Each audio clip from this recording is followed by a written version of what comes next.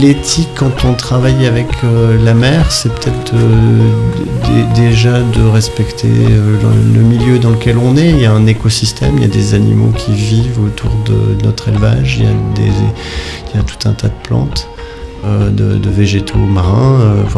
Du coup, il faut... Ouais, on les inclut, je pense, dans notre façon de travailler. On y pense, on les voit, on les admire souvent et on est content que cette diversité soit là. Et je pense que du coup, dans nos pratiques, ça se traduit par un élevage qui est dans le milieu marin. J'ai connu des élevages, j'ai travaillé dans des fermes australiennes où on élevait les ormeaux en batterie dans des bassins en béton. On les nourrissait au granulé à la base de farine de poisson, ce qui ne correspond pas du tout à la nature de l'ormeau. C'est complètement contre-intuitif pour moi de faire ça. Donc revenir à un modèle qui est on va leur donner ce qu'ils vont manger naturellement dans le milieu naturel. Essayer de comprendre aussi comment ils s'imbriquent dans la chaîne alimentaire, et ça c'est tout le travail qu'on a fait depuis 20 ans, donc c'est quand même hyper important pour nous de continuer dans cette veine-là, et au final on est de développer notre activité un peu à l'opposé de ce que l'aquaculture industrielle fait. C'est un challenge. Et donc pour valoriser notre production, il faut qu'on travaille avec des gens qui sont sensibles à notre façon de faire. Et c'est pour ça aussi qu'il faut pouvoir montrer, expliquer, partager des moments. Et donc voilà, je pense qu'avec Elisabeth, on s'est trouvé plusieurs fois sur des événements où on se trouvait en résonance, et puis si on en est arrivé là, c'est que les modèles sont pas bons, ils sont pas justes, et aujourd'hui avoir une association qui rappelle les chefs à l'ordre, c'est important. Et puis au final, je trouve que c'est sympa de retrouver ces chefs qui ont cette sensibilité-là, ça nous rassure quelque part. Sylvain Huchette a été visionnaire. Il a développé son entreprise à une époque où le marché n'était pas vraiment existant. Il a su mener son projet qui visiblement est un succès et répond aux enjeux environnementaux actuels. Donc oui, un grand bravo à Sylvain et son équipe.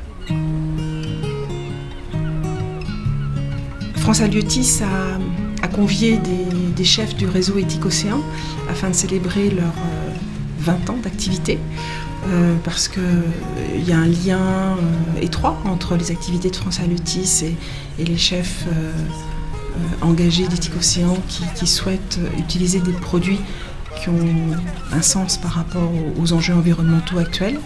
Et donc nous avons convié ici à la fois des chefs qui sont membres du réseau Éthique Océan, qui sont signataires de la charte Éthique Océan, mais également des jeunes qui ont participé au concours Olivier Rollinger que nous organisons tous les ans pour mobiliser cette jeune génération de chefs autour des enjeux, pour montrer qu'il est possible de continuer à consommer des produits de la mer tout en respectant les ressources et les écosystèmes marins.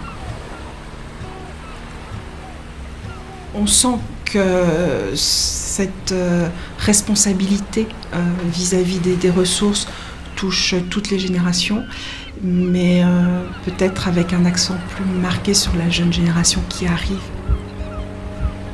De voir des gens qui s'impliquent, qui viennent à la rencontre des producteurs, qui s'intéressent à ces sujets, ça donne confiance, et ce sont des ambassadeurs de la préservation des ressources, ce sont des vecteurs extrêmement importants du bien manger, du respect de la santé, de l'environnement, on se soigne avec notre alimentation, et les chefs nourrissent l'autre, les chefs nous nourrissent, et au-delà de ça, ils prennent une responsabilité majeure, non seulement de nous nourrir bien, mais de préserver la nature qui nous nourrit également.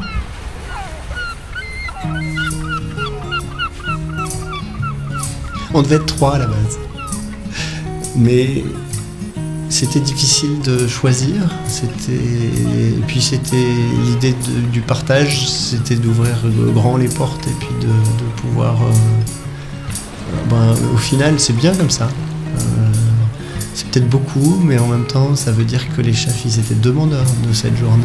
Ils étaient prêts à s'investir et à participer, à découvrir le métier. Donc c'est très bien.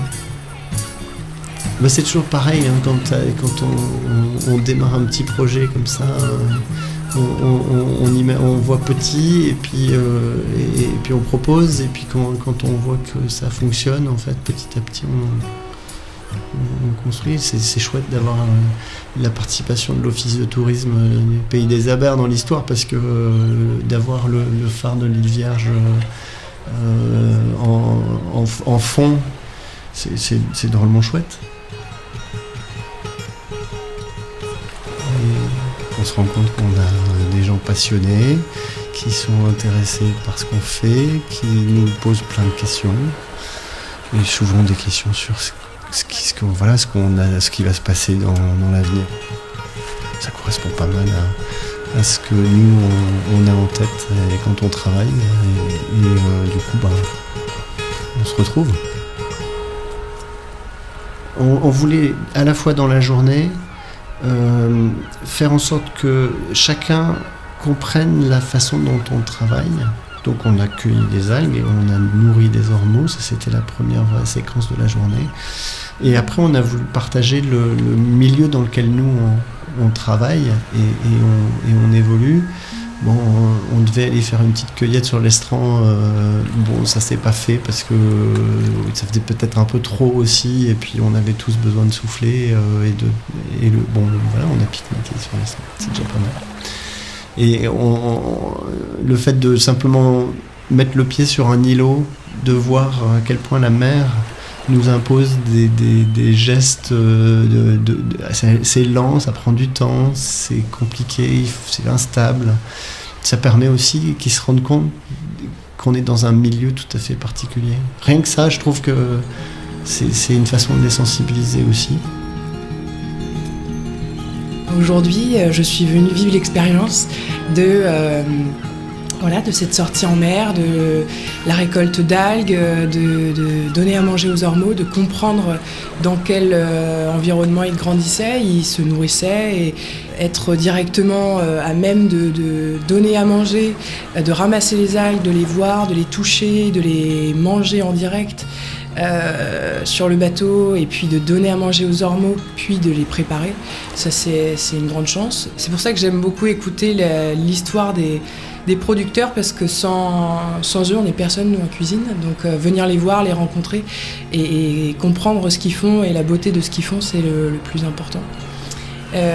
Moi, en tout cas, c'est ce que je défends dans ma cuisine, parce que 50% du boulot est fait quand on a des beaux liens avec des producteurs qui sont passionnés et qui nous passionnent, et nous-mêmes, du coup, on est passionnés. Pour revenir à Sylvain, c'est quelqu'un, moi, qui me passionne. Je pourrais l'écouter pendant des heures. C'est émouvant de voir une personnalité comme ça qui a donné beaucoup d'énergie, de voir des choses s'accomplir aujourd'hui pour la durabilité, pour que des espèces puissent continuer de vivre, pour que les algues soient aussi démocratisées, que les ormeaux soient démocratisés, qu'on montre les belles denrées qu'on a en Bretagne, par exemple, ou ailleurs. Et voilà, je trouve que c'est émouvant de l'entendre, de voir ce qu'il raconte, et de voir toute cette équipe autour de lui, qu'il a construit, quoi. Et ça a démarré, ils étaient 2, et puis après ça a changé, et puis maintenant ils sont 15. Voilà, c'est une famille qu'il a créée, quoi. Donc c'est émouvant.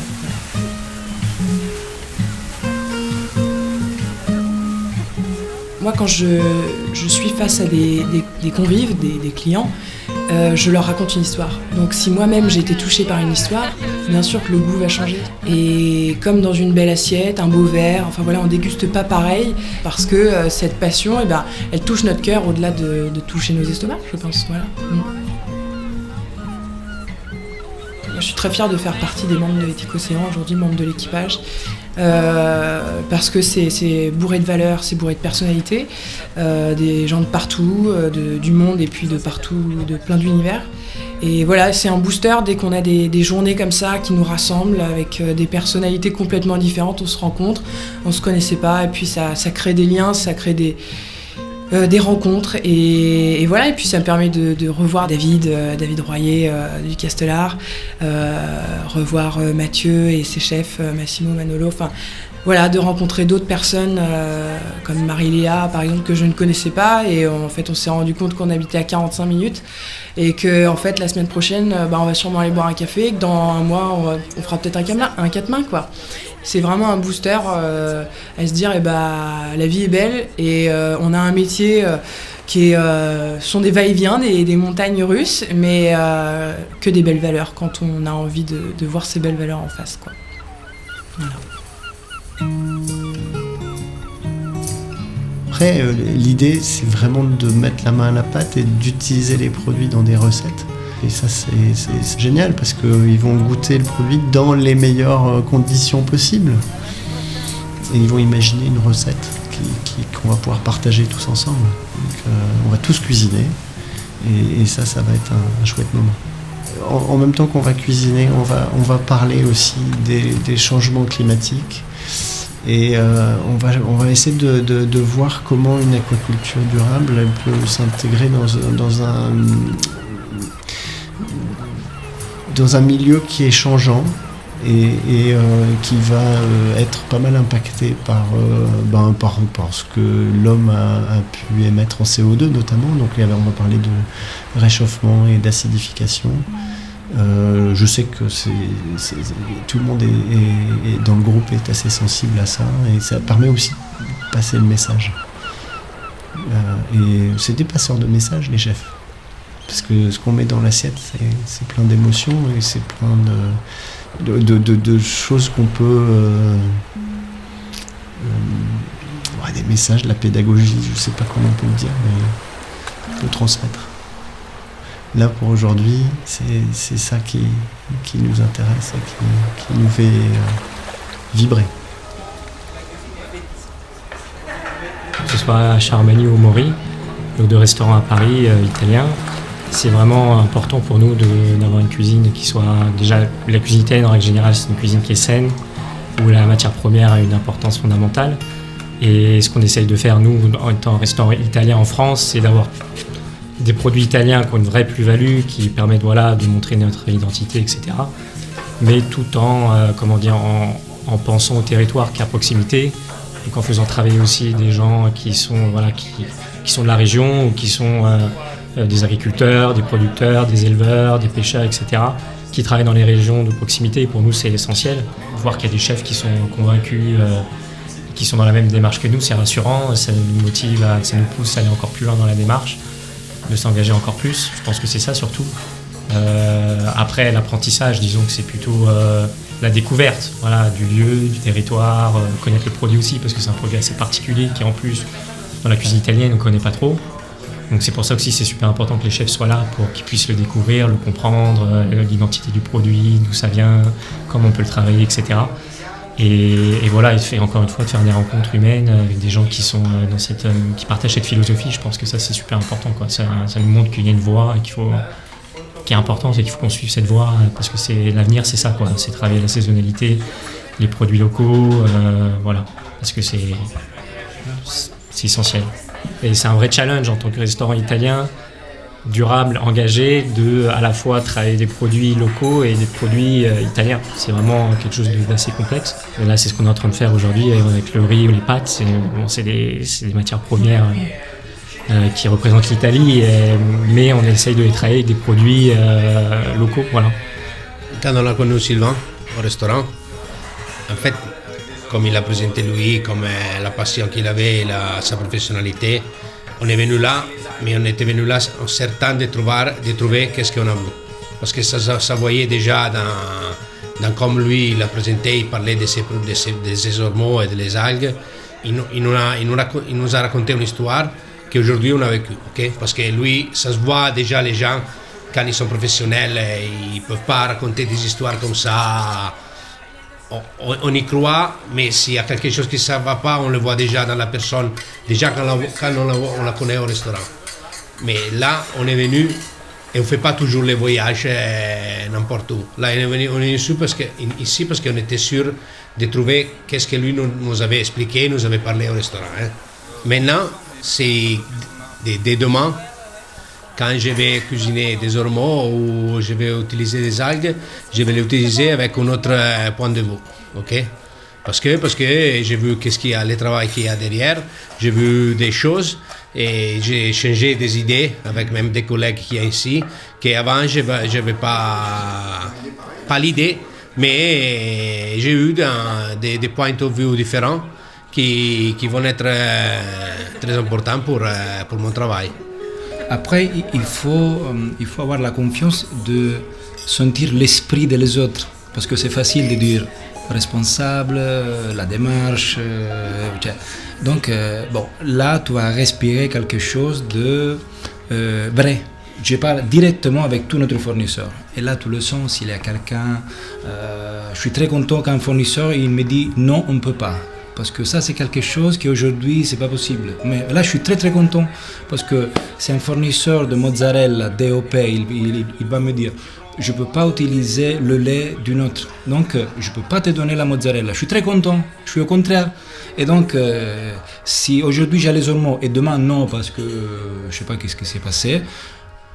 D'un côté, je suis très content, de l'autre côté, je suis un peu déçu, mais d'un côté, je suis très content parce que ça voulait dire qu'il t'arrive à dire non, je peux pas. Aujourd'hui, on peut avoir tout le temps. Et non, là, c'est fini, c'est trop tard, il faut arrêter ça. Il faut comprendre que la tomate, c'est terminé, il faut attendre 6 mois, 7 mois, après on a les figues, après on commence avec le courgette, après il faut vraiment découvrir des choses qu'on sait déjà, mais que probablement on a oublié, un peu oublié.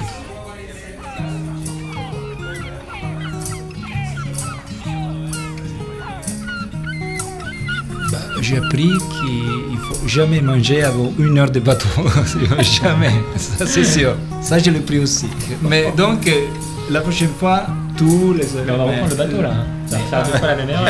J'avais jamais pas imaginé le travail qu'il y a derrière, ok? Mais la chose qui m'a choqué plus, quand ils ont sorti la cage des hormones, ça ressemble qu'ils sortent un monde à part. Bon, la cage des hormones, c'est un monde avec sa vie. Ils ont sorti 2 cages différentes, c'est comme voir 2 fois 2 planètes différentes. Donc ça, c'était incroyable. Une forêt amazonienne. Merci. Aquatique. C'est tout. Merci vraiment.